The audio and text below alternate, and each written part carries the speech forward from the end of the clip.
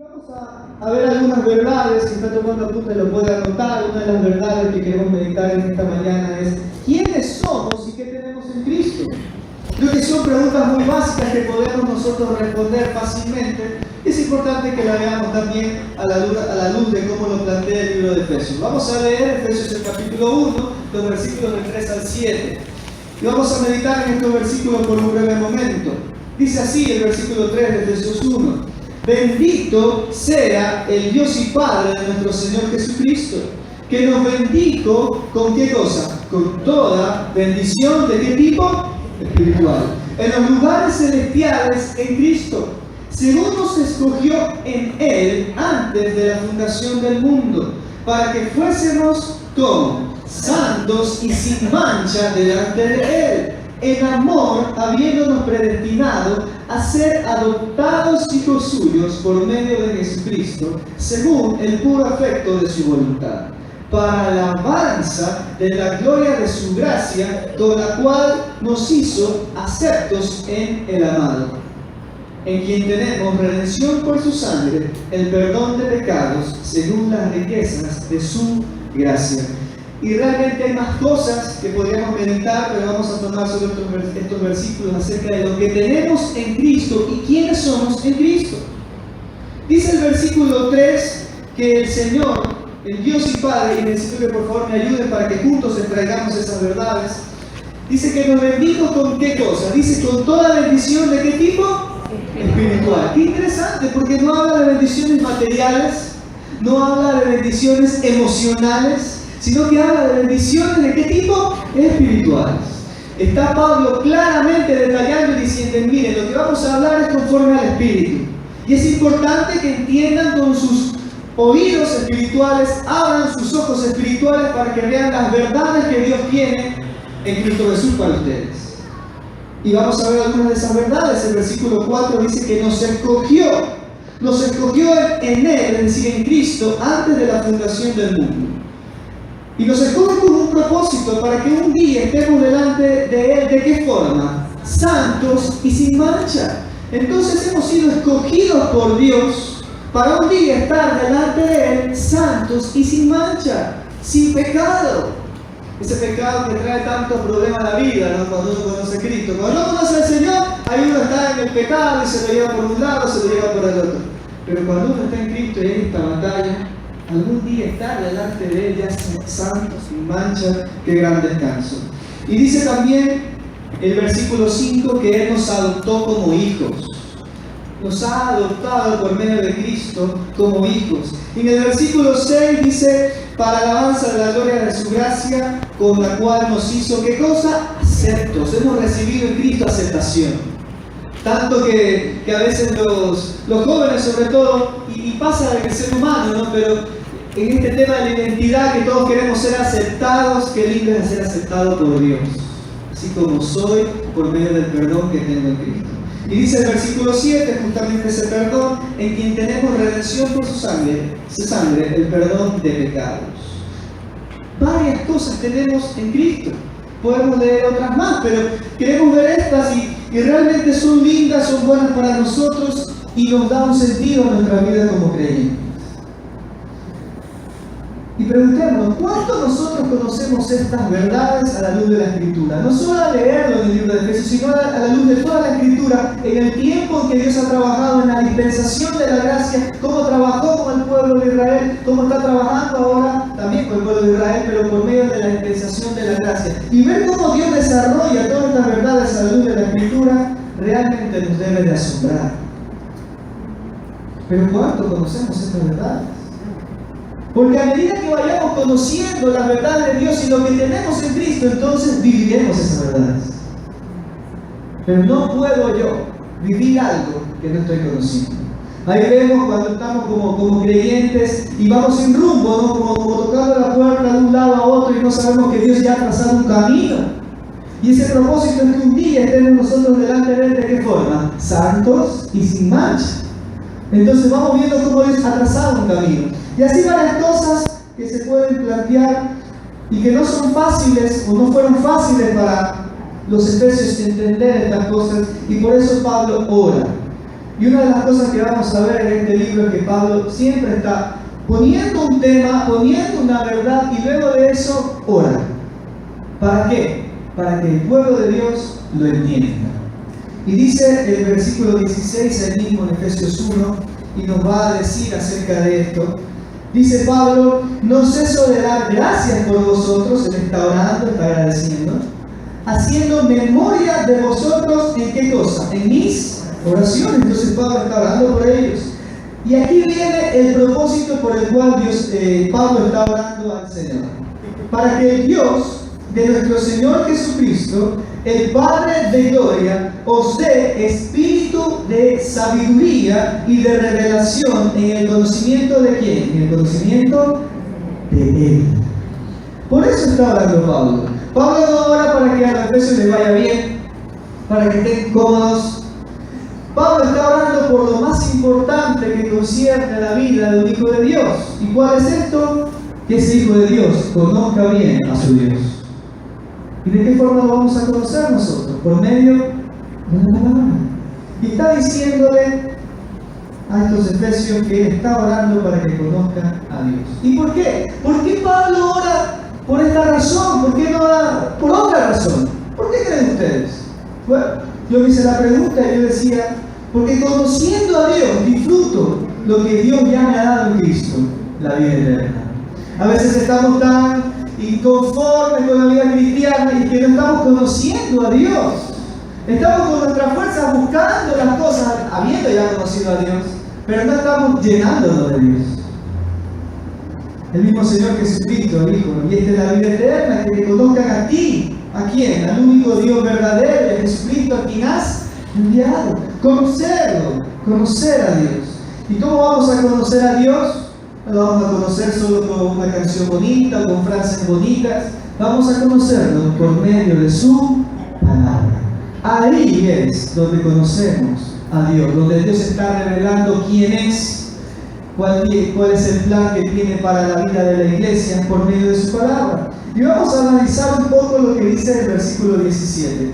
Dice: para que el Dios de nuestro Señor Jesucristo, el Padre de gloria, dice, os dé. Esto es interesante. Es Dios quien concede la bendición de ir conociéndolo. ¿Sí? Que Dios esté trabajando en nuestra vida. Y uno va a decir entonces: claro, yo le doy trabajo a Dios, pero yo cierro mi Biblia entonces. No, claro que está en una decisión personal de cada uno de nosotros. Pero es Dios, dice aquí, que da un espíritu de sabiduría y de revelación en el conocimiento de Él. Tengamos un poco de cuidado. Cuando hablamos del tema de esto de la sabiduría y revelación, me está hablando de alguna cosa rara, que va a abrir una voz por ahí y me va a decir que va a revelar una cosa. No, está hablando del conocimiento de Él. La palabra revelación ahí es una palabra compuesta del griego apocalipsis, que es más o menos, al traducirla al español, sería quitar la cubierta o quitar la cáscara. ¿Sí? Eso es revelar. Más o menos cuando uno, no sé qué fruta a usted le guste y que tenga cáscara, entonces comienza a sacar la fruta y verlo de adentro y todo eso rico y lo puede disfrutar. Eso es más o menos que Dios vaya revelando, va sacando esas verdades que va a tener para conocerlo mejor. O quizás lo podemos ver como el trabajo que hacen los mineros que se meten allá a todas esas minas, es un trabajo muy fuerte y encuentran a veces esas piedras preciosas llenas de lodo, entonces tienen que escarbar, tienen que sacar todo y encuentran una piedra preciosísima y la pueden conocer. Más o menos esa idea, esa figura. Y la palabra conocer ahí, dice en el conocimiento de Él, habla de un pleno discernimiento, un correcto discernimiento. Eso es lo que vendría a ser esta palabra en el griego epignosis. Es un pleno conocimiento. No estamos hablando entonces de que yo voy conociendo a Dios y no tengo que ir conociendo a Dios de una manera superficial. No tengo que ir conociendo a Dios solo por encima y me quedé en la salvación y ahí me quedé. Sino que está hablando de que yo vaya conociendo, que vaya descubriendo cada vez más y más las verdades que Dios tiene para mi vida, que Dios tiene para la iglesia. Y eso va a demandar un esfuerzo de parte de la iglesia. No es solo tener una dieta muy ligera que tomo el domingo y que en la semana no vuelvo a abrir mi Biblia. Está hablando de una relación continua donde estoy orando a Dios y Dios me va descubriendo esas verdades y yo lo voy conociendo mejor. Y cuando uno está conociendo a Dios y esas verdades, entonces mi carácter está cambiando, mis planes se alinean con sus planes, me estoy dando cuenta de su carácter, de su majestad, de quién es Él, y entonces mi vida se va transformando. Mi vida se va transformando. Un pleno conocimiento, un correcto conocimiento. Y cuando dice un espíritu de sabiduría, esto es que sea mi hombre interior, que sea algo genuino, que Dios trabaje en lo más profundo de mi corazón y me vaya transformando y revelando. ¿Qué cosa? Las verdades que Él ya ha revelado. La palabra de Dios está revelada para el Apocalipsis. Cualquier cosa que alguien venga a revelarle que no esté aquí, hermano, tenga cuidado para ver qué espíritu es. Probando el espíritu, dice Juan. ¿Sí?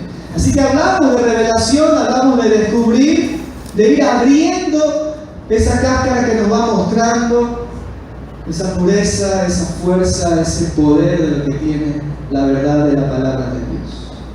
Y en el versículo 18, Pablo sigue orando y él dice que alumbrando los ojos de vuestro entendimiento, es decir, que Dios les dé entendimiento, para que sepáis cuál es la esperanza a que Él os ha llamado y cuáles las riquezas de la gloria de su herencia en los santos, y cuál la supereminente grandeza de su poder para con nosotros, los que creemos, según la operación del poder de su fuerza. Voy a plantear unas cosas que se van a ir descubriendo a lo largo del libro de los Efesios. La esperanza del llamado, lo vamos a ver muy rápido, es esto de estar, lo leíamos hace unos versículos, de estar santo y sin mancha delante de Él. Las riquezas de la gloria de su herencia. ¿Cuántos de ustedes les han dado una herencia o van a recibir herencia? Todos bajemos la mano porque los que estamos medio complicados no van a recibir herencia. Pero Dios tiene una herencia para sus hijos y dice riquezas de la gloria de su herencia. ¿Sabes cuál va a ser la herencia que vamos a tener? Es nuevo cielo y nueva tierra donde more la justicia. Esa es la herencia para los santos de Dios. Y cuando habla acerca de la extraordinaria grandeza de su poder, el versículo 20 lo dice, el cual obró en Cristo cuando le resucitó de entre los muertos y le sentó a su diestra en los lugares celestiales. Esta extraordinaria grandeza de su poder es la que va a suceder en su vida, en mi vida, en nosotros, así como fue en Cristo, y algún día vamos a resucitar a imagen y semejanza de Cristo, con un cuerpo glorificado. ¿Y cuántos conocemos estas verdades y podemos ir descascarando? La conocemos poco, esto es nuevo. Es importante porque Pablo está hablando con los Efesios y dice, es importante que ustedes conozcan estas cosas y que Dios les dé el entendimiento de estas cosas. Qué importante el conocer. Y un resumen práctico de esto que estamos leyendo es que Dios, bueno, Pablo, por medio del Espíritu Santo, por medio de Pablo, está diciendo, ustedes conozcan más a Dios y sus verdades. Esfuércense por conocer más a Dios y sus verdades. Biblia, Biblia y más Biblia, en un resumen práctico, donde está la palabra de Dios y lo único que me puede transformar. Y cuando vemos estas verdades, dice el libro de Colosenses, capítulo 1, versículo 9 a 10, si lo pueden proyectar mejor para que no salgamos de peso, que es cuestión nomás de leer unas páginas. Colosenses 1, 9 y 10.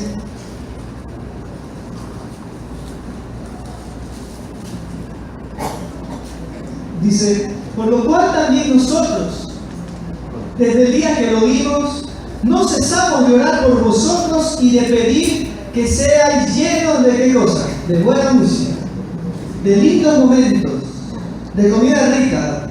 No estamos en contra de la comida rica, pero para que sean llenos de qué? Del conocimiento de su voluntad, en toda sabiduría e inteligencia espiritual. Y luego dice, ¿para qué es importante esto? Para que andéis como es digno del Señor, agradándole en todo, llevando fruto en toda buena obra y creciendo en el conocimiento de Dios. Escuchando esto, debemos ir tomando medidas prácticas y saber, bueno, cuánto estoy conociendo a Dios. ¿Y cuál es el esfuerzo que estoy haciendo por esto? Y hay que tener cuidado.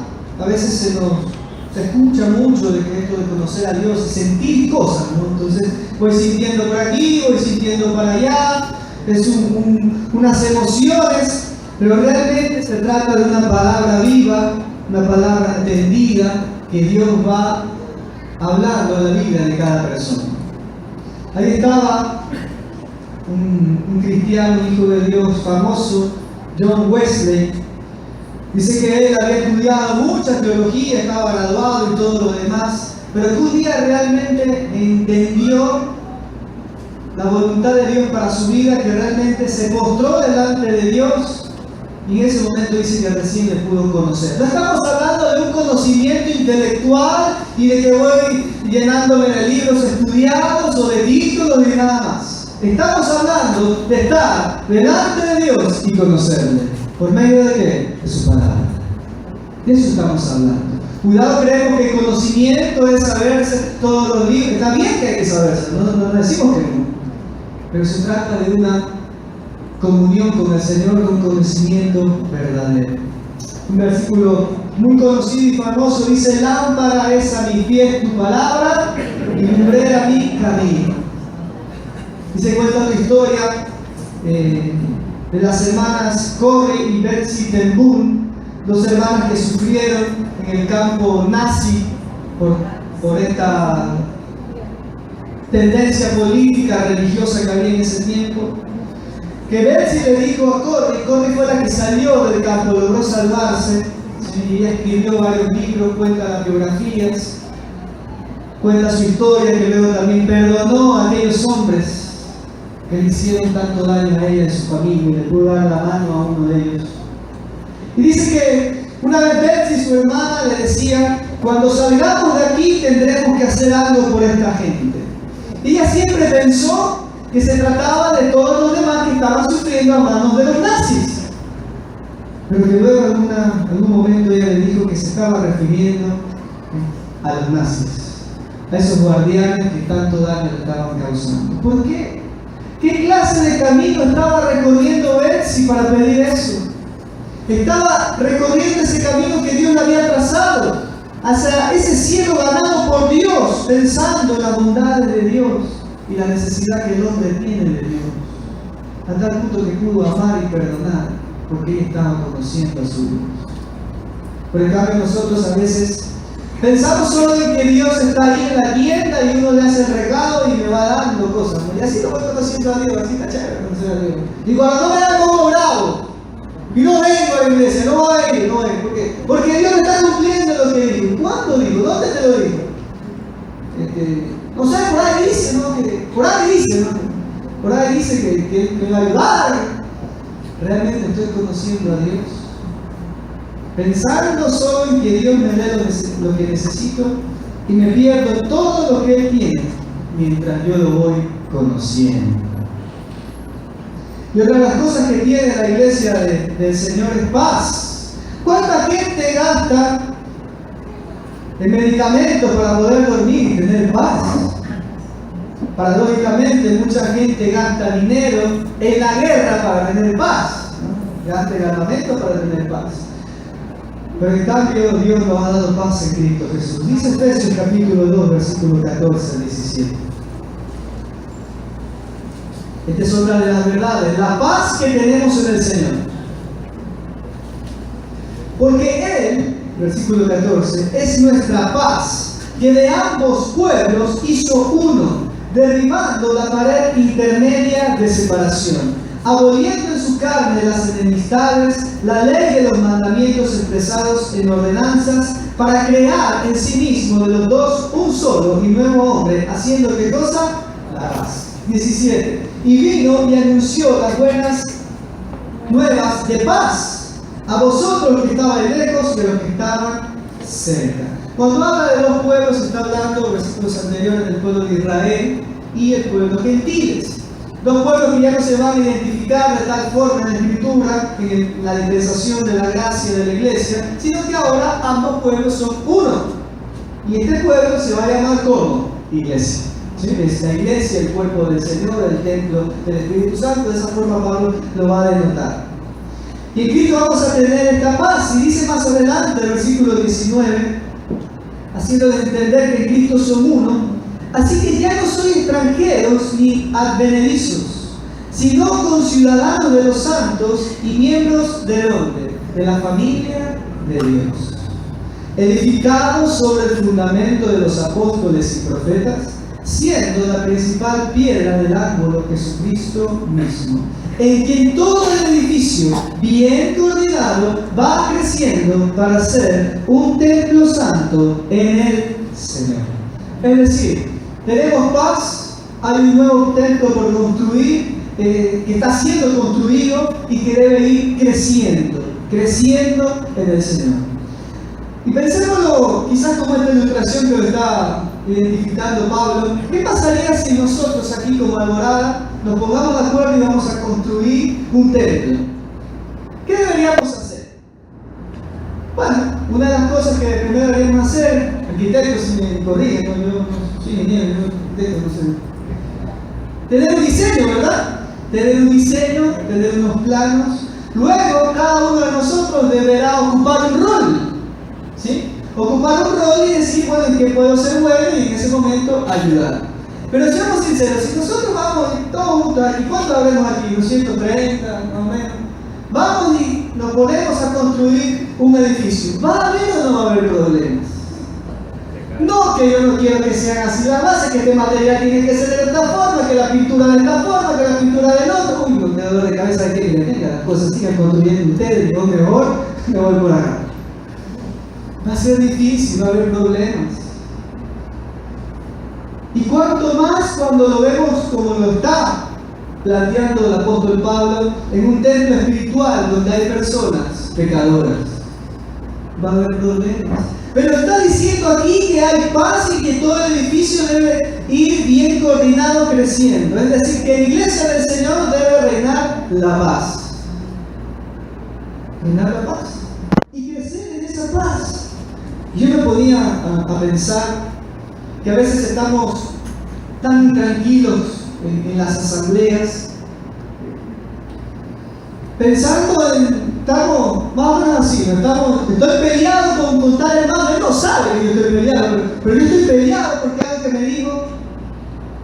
Estoy tan inconforme con tantas cosas que se dan y no estoy disfrutando de la paz. Entonces va uno y le pregunta al hermano, ¿pasa algo? No pasa nada, tranquilo. Entonces el hermano contesta, sí pasa. No, hermano, pasa algo. Sí pasa. Si pasa algo, hay que hablarlo. Y hay que resolver los problemas, pero no puede ser que la iglesia del Señor, que está llamada a tener paz, que está llamada a crecer en esa paz, que tiene que crecer de una forma coordinada, esté cada uno queriendo construir de su forma, intranquilo, tan preocupado, inconforme, y no disfrutando de la paz que hay en el Señor. Va a costar, va a ser difícil, pero Dios nos llama a que nosotros, que tenemos esa paz, vivamos en esa paz.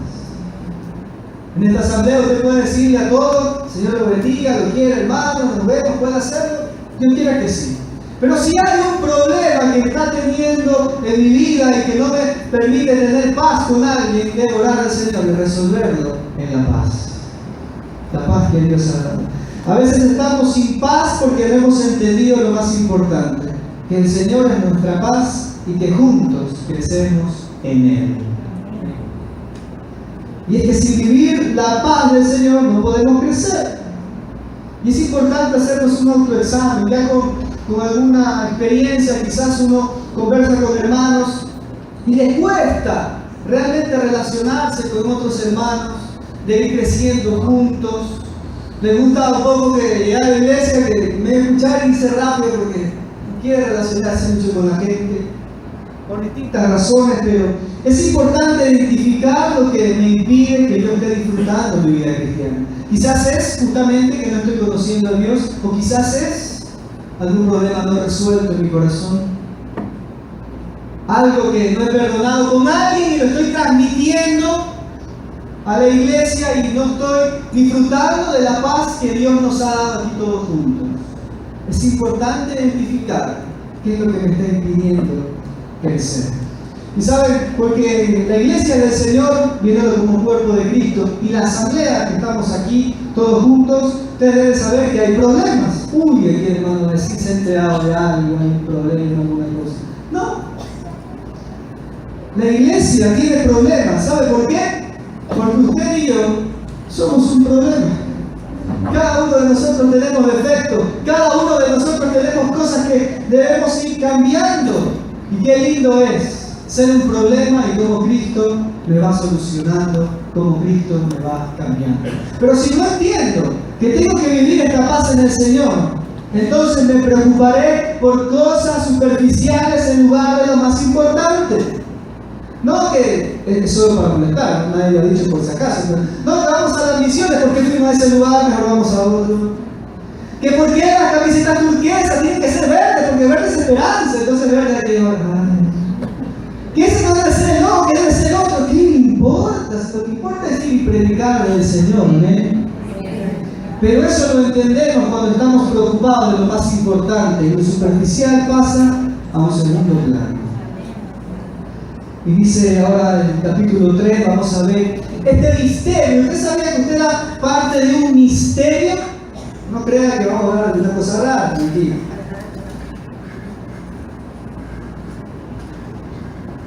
Dice el capítulo 3, versículo 4. Leyendo lo cual podés entender cuál sea mi conocimiento en el misterio de Cristo. Misterio que en otras generaciones no se dio a conocer a los hijos de los hombres, como ahora es revelado a sus santos apóstoles y profetas por el Espíritu. Y ahí viene el misterio, que los gentiles son coherederos y miembros de ¿qué cosa? Del mismo cuerpo y copartícipes de la promesa en Cristo Jesús por medio del Evangelio.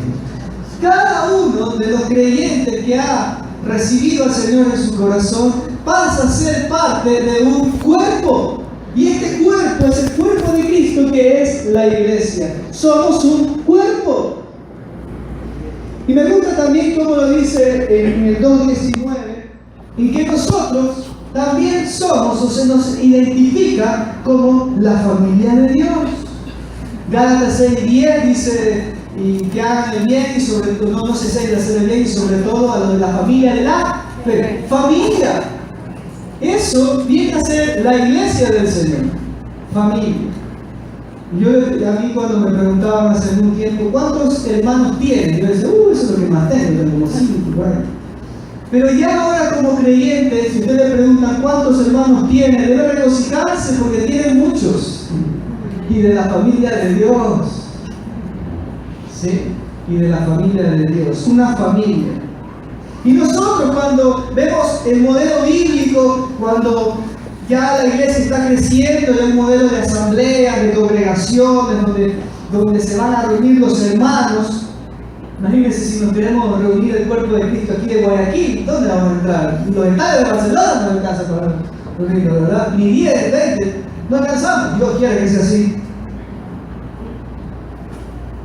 Pero cuando vemos ya el modelo de las asambleas y la importancia de reunirse, debemos entender que Dios quiere realmente que su pueblo esté junto. Nosotros no venimos a la iglesia o buscamos tener comunión solo porque debemos, porque sí debemos, es un mandato, ojo, sino por lo que somos, porque somos un cuerpo. Y ahora dígale con a su dedo que se quede en la casa y usted venga nada más con un dedo menos. ¡No puede! La asamblea tiene que estar junta, reunida. No solo por el mandato, sino por lo que es parte del cuerpo de Cristo. Y entonces uno se preocupa y se alerta, ¿no? Y dice, cuidado hermanos, creen en el cristianismo de a uno. No existe. No existe el cristianismo de a uno. Siempre en contexto de iglesia, y se crece en iglesia, y se batalla en iglesia, y se sufre en iglesia, y se adora también en iglesia. Lo pueden hacer también individualmente, por supuesto, pero cuidado, y estoy fallando en esto. Y estoy dejando la reunión con los hermanos como algo como cuando me levante con ganas, ahí voy, porque es difícil aguantarlos. Hay que reunirse. ¿Por qué los hermanos faltan en la iglesia? A veces por el mismo formato, dicen, las canciones no están tan bonitas, y no bonitas por si acaso. No, que el mensaje está aburrido. Bueno, está aburrido, tenga paciencia. Pero la verdadera razón de las faltas es que no han entendido la importancia de ser un cuerpo unido. Lo decimos con respeto, pero tenemos que decirlo firme también, porque es lo que dice la palabra del Señor. Debe darnos tantas ganas de reunirnos que estemos esperando ya cuando es la reunión para estar juntos. La iglesia del Señor va caminando al cielo, pero debe ser también un pedazo de cielo, donde se puede disfrutar la hermandad y la comunión de los hermanos. Y para vivir esto, debemos hacer lo que hace Pablo. Pablo luego ora. ¿Se acuerdan que decíamos, Pablo muestra una verdad y luego ¿qué hace? Ora por eso.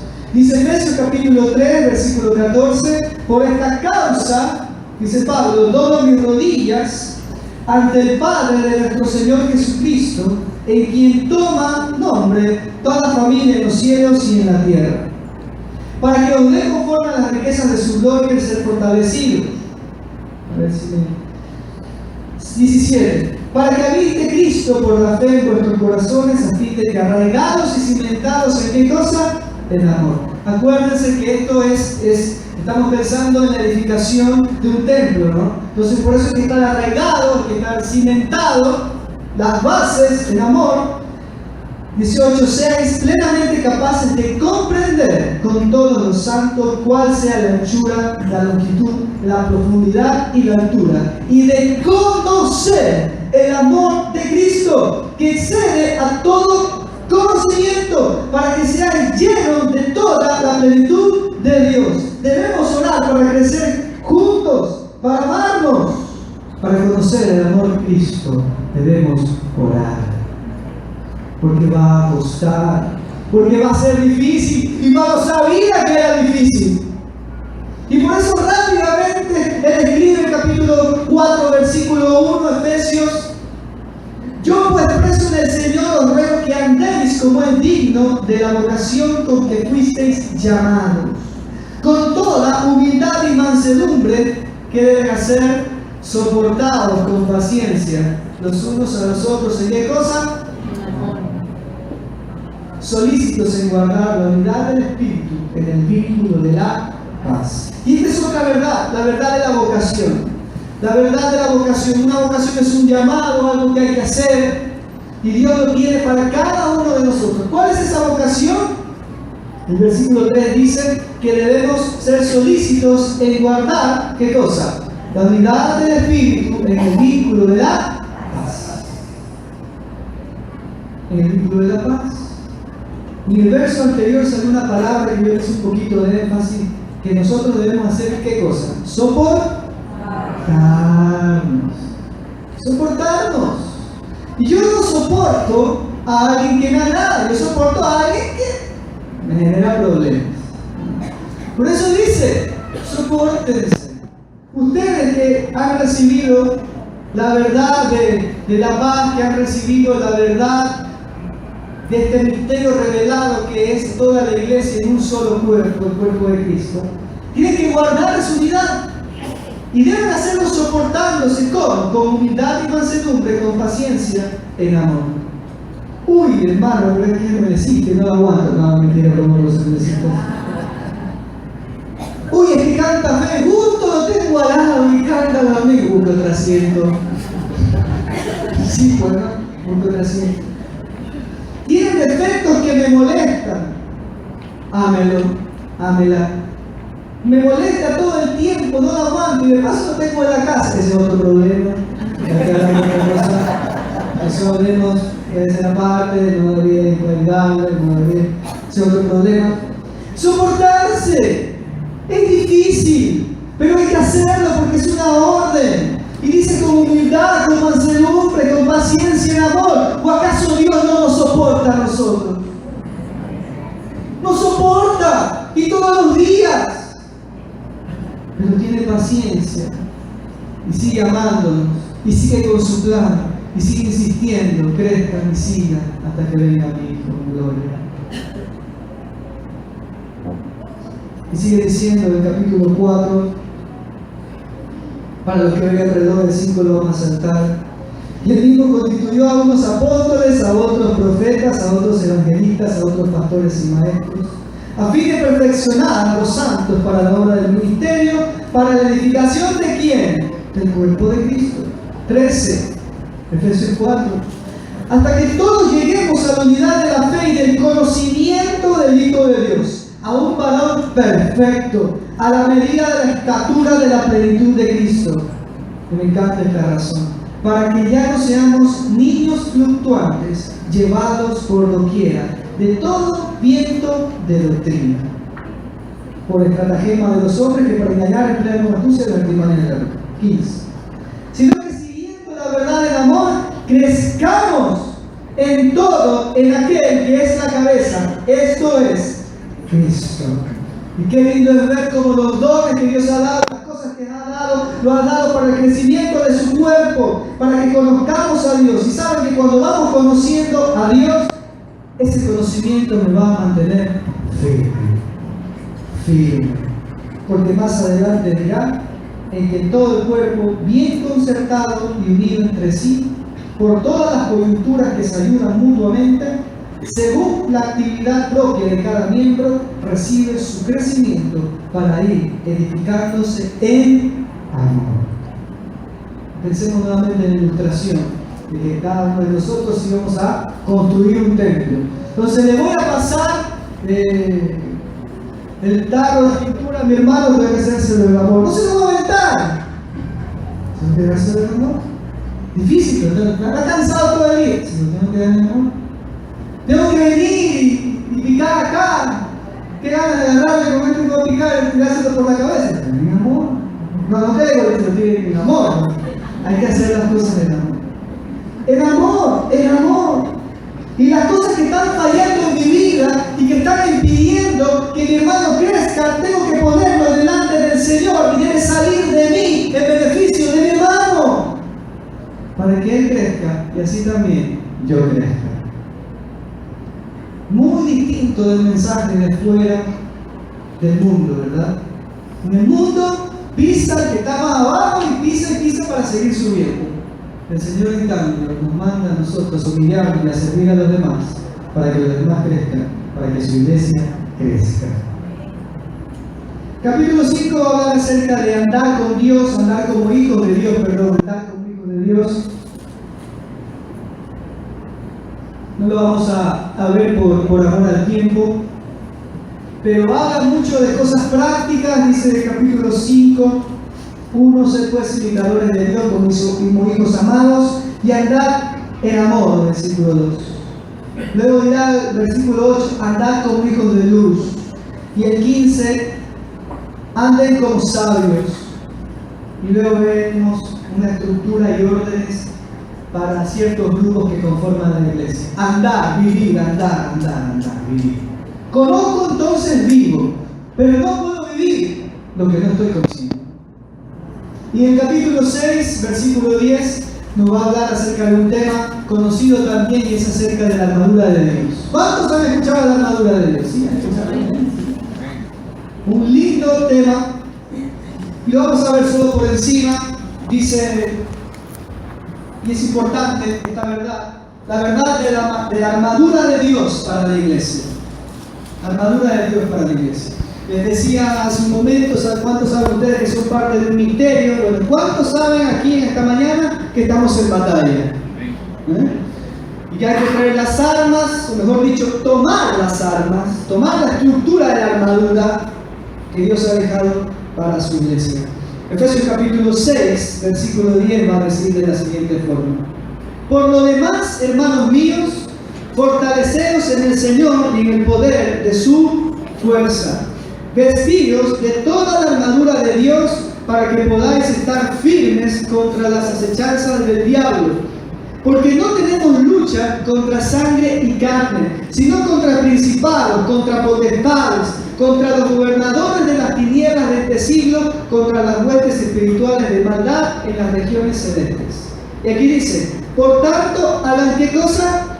Tomad toda la armadura de Dios, para que podáis resistir en el día malo, y habiendo acabado todo, estar firmes. Y ahí luego va a decir los detalles de lo que compone la armadura de Dios. Una armadura que no hay que ir a inventarla. Una armadura que está a disposición de la iglesia y que la iglesia debe hacer ¿qué cosa? Tomarla. Y una iglesia que debe tomar esta armadura en unidad y cada uno de nosotros batallar. Porque estamos en una guerra. Una batalla entre la verdad de Dios y la mentira del mundo. Entre vivir lo que Dios dice y vivir lo que el mundo dice. Batalla. Y me gusta cómo lo plantea Pablo en el verbo, en la forma verbal. No dice tomen tú, no. Dice tomen, es decir, todos, siempre la unidad. Tomen la armadura. Porque una iglesia que conoce las verdades, estas verdades que Pablo estaba exponiendo en el capítulo 1 al 3, una iglesia que conoce las verdades que Dios tiene para su pueblo, será una iglesia que se esfuerce por vivir esas verdades y batalle con la armadura de Dios frente a las acechanzas del enemigo. Una iglesia que está batallando, que se está poniendo la armadura porque va conociendo a su Dios, que entiende lo que es, quiénes somos y qué tenemos en Cristo, la necesidad de ir creciendo en el conocimiento de Dios, el vivir y demostrar esa palabra de paz que Dios nos ha dado para nosotros, de orar por conocer y vivir el amor del Señor, de mantener y vivir esa vocación de guardar la unidad del Espíritu, de guardar la unidad del Espíritu en el vínculo de la paz. Hemos visto algunas verdades. ¿Quiénes somos y qué tenemos en Cristo? Vimos en el capítulo 1 de Efesios. La necesidad de conocer a Dios, según la oración de Pablo. La paz que tenemos en el Señor. El misterio revelado de un solo cuerpo, todos juntos en Cristo. La verdad de la vocación. Y rápidamente leemos acerca de la verdad de la batalla y de la armadura de Dios. Verdades que Dios ha dejado para su iglesia. ¿Y qué haremos con esas verdades? ¿Cerrar la Biblia y esperar el próximo domingo? ¿O tomar acciones concretas de las cosas en las cuales estamos fallando? Tomar acción práctica en lo que no estoy guardando. Conocer más al Señor. Abrir mi Biblia. Inscribirme en un curso de Emaús a la salida. Necesito conocer más de Dios, me voy a inscribir. Resolver esto que está en mi vida y no me permite vivir esa paz. No he perdonado a alguien. Algo ha pasado en mi vida y no puedo vivir esa paz. Bueno, tengo que identificarlo para poder crecer junto con mis hermanos en paz. Trabajar en la unión, en el apoyo de los ministerios, de las ideas, buscar servir. No solo sentarme ahí viendo como todos hacen y decir, bueno, este hace mal, este no construye bien, la camiseta son turquesas, la aquella verde. Asistir a las reuniones para vivir la unión del Señor. Y Pablo ahora al final, dice el versículo 18, y lo manda a la iglesia. Hablando del contexto de la armadura, dice en el versículo 18, como una parte quizás de la armadura, dice, orando en todo tiempo, con toda oración y súplica en el Espíritu, y velando en ello, no descuidándolo, con toda perseverancia y súplica por los que me caen bien. Dice por quién, por todos los santos, es decir, por toda la iglesia. Por toda la iglesia. Qué importante es para Dios ver a su iglesia junta, batallando, creciendo, viviendo la paz, aprendiendo, soportándose. Porque esa iglesia junta se va a ver en el cielo con el Señor. Debemos orar por seguir al Señor, humillarnos, todos nosotros, humillarnos delante de Dios y orar y ver ese camino que Dios tiene trazado para nosotros. Pero antes de eso, orar, humillarnos y decir, Señor, voy a cambiar esto. Esto que estoy haciendo mal, realmente lo quiero cambiar. Y conocer mejor al Señor. Y luego de eso, luego de estar humillado, de conocer a Dios, de saber cuál es este propósito de estas verdades, ahora sí levantarme, estar de rodillas, ahora sí levantarme y seguir el camino que Dios tiene para mí. Eso quisiéramos hacer como asamblea. Orar al Señor. ¿Realmente queremos vivir estas verdades? Porque puede ser que no. Puede ser que quiero seguir peleado con alguien. Me ha caído mal, quiero seguir peleado. Hay gente que le gusta estar peleado. Quiero seguir en los detalles, en lo superficial, en lugar de ver lo más importante. O realmente quiero recorrer ese camino junto con mis hermanos que son imperfectos también como yo, y seguir adelante y demostrar a este mundo que Dios existe porque ama a su iglesia. Si realmente ese es el sentido, yo le diría, humillémonos y oremos. Y luego de eso, que la iglesia se levante, porque su Dios ya está de pie, caminando, queriendo que su pueblo vaya también con él. Levántate, iglesia, porque tu Dios ya está de pie. Vamos a orar. Señor que estás en los cielos, gracias por este tiempo con tu palabra. Queremos pedirte, Señor, que sigas hablando en nuestra vida en cosas que debemos cambiar, fundamentales. Corrijamos, porque si no estamos viviendo esa paz, si no estamos conociéndote, si no estamos soportándonos en amor, entonces, Señor, no estamos creciendo. Nos humillamos delante de ti, Señor, y queremos terminar animados por esa misericordia que tienes, en que tú, Señor Dios, tienes un plan para nosotros, que somos tu pueblo, que tú eres nuestro Dios y que debemos ser. Te damos gracias, Dios, y oramos en Cristo nuestro Señor y Salvador. Amén.